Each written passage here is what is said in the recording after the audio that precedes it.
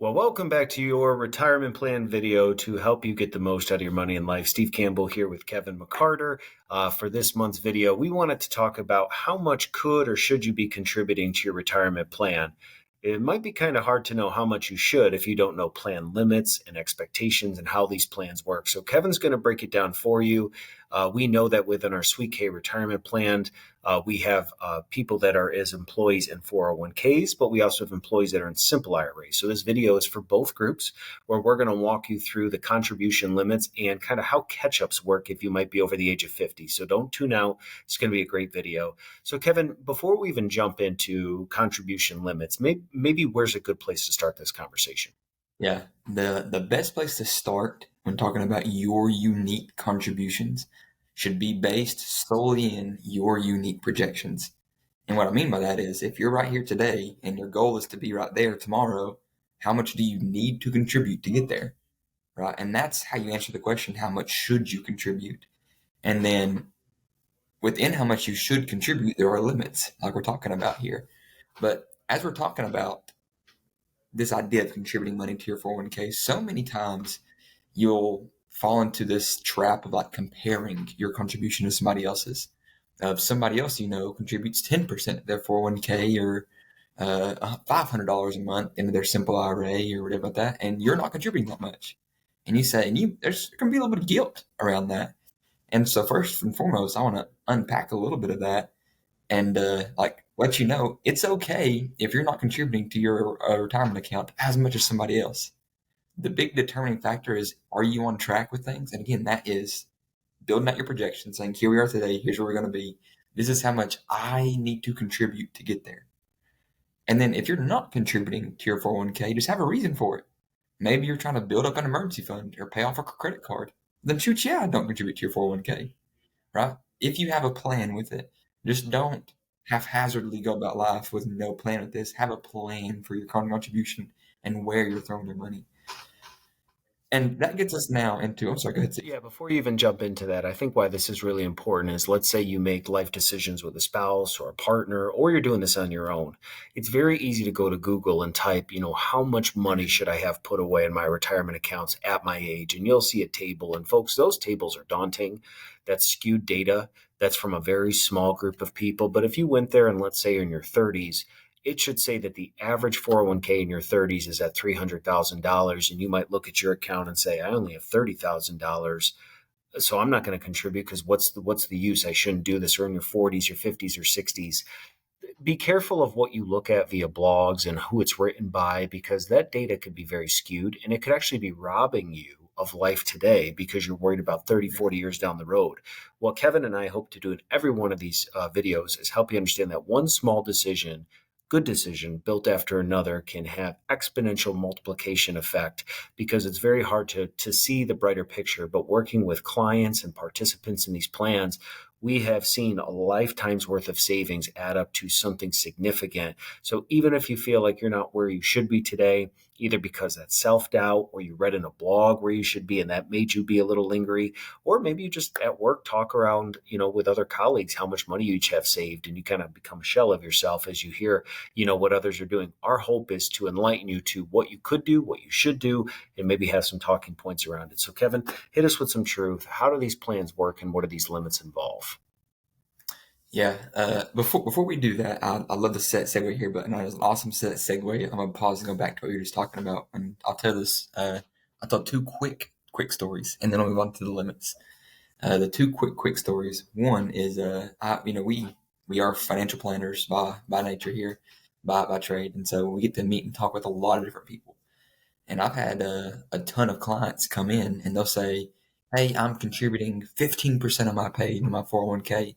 And our responses to that is, great, that's terrific. And I've had people come in the door and say, hey, I'm contributing 3% in my 401k. Our answer is, great, that's terrific. And you build out both their projections for things, and they both could be on track with things. I have one client in particular I'm thinking of off my head here. Just met with them the other day. I've actually told them not to contribute $1 to their retirement plans. And that's because they both have two pensions that fully cover their retirement expenses. And it's like, we actually don't need to contribute any money. And they're such penny pinchers that they're actually not going on vacations. They're so scared about spending money. And my goal as a financial planner here is to get the most out of their money and life for this. And so for them, I've actually told them, look, we don't need to contribute a dollar to anything. You guys are okay. And so there's this whole balancing act of building out your projection, saying, here's where we're at today, here's where we're going to be, this is all of our assets. That drives this whole conversation. And so that's my two quick little stories. Now we're going to get back into the limits piece of this. In your 401k 2024, the limits got raised up a little bit. Now you as an employee, you can contribute up to $23,000 in your 401k. And that can be the pre-tax money or the Roth money, total $23,000. And now, within a simple IRA, you can contribute up to $16,000 as an employee. And this does not count any sort of employer contributions or employer matching or anything like that. You can contribute in your 401k $23,000 and your simple IRA $16,000. Now, the moment you turn over 50 years old here, you can contribute into your 401k an additional amount of money. In your 401k, you can contribute an additional $7,500. And in your simple IRA, you can contribute an additional $3,500. And so you start totaling this all up here, you can contribute upwards of $30,000, $30,500 in your 401k, or almost $20,000 in your simple IRA. This is a good amount of money you can put away here. But again, this does not mean you have to put away that much money. It all should be based on your unique projections and how much you should uniquely contribute to your retirement plan. Now, there's a caveat with the 401k's catch-up contribution. That catch-up is where you can contribute additional money if you're over 50. If you've earned last year over $145,000 last year, you have to contribute that additional catch-up contribution as Roth dollars. You cannot do it pre-tax. And so again, just as a recap, pre-tax lowers your taxes this year, but you pay taxes on it later. Roth, you pay taxes on it today, and you've never taxed again. That's just a little caveat here. And one of the one-off questions here quite a bit for people is, if I contribute to my 401k or my simple IRA, can I also contribute to a Roth IRA or a traditional IRA? And the answer is yes, you can. There's some income limits to how much you can contribute or the deductibility of your pre-tax contributions, but that's all another topic for another time. But overall, those are the limits. 2023, you can contribute $23,000 to your 401k.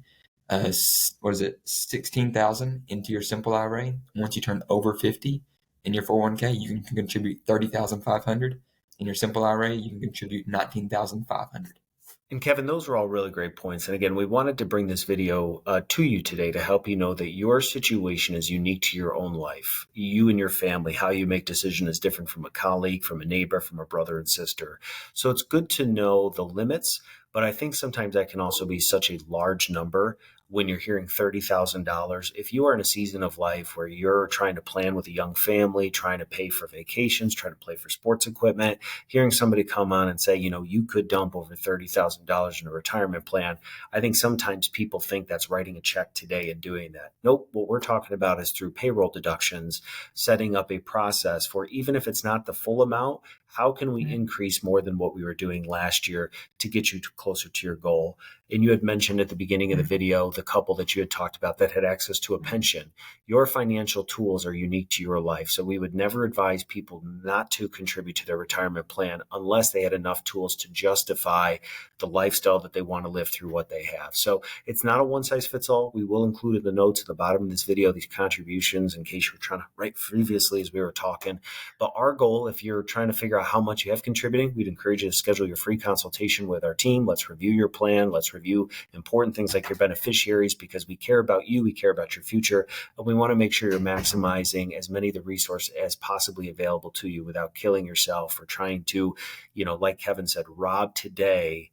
There's definitely an aspect to planning for the future, but let's not rob today and ruin moments because we're just trying to make everything work. So we are here to help. Again, hope this video inspires you to get the most from your money in life. Until next time, thanks for stopping by your Retirement Plan Team video.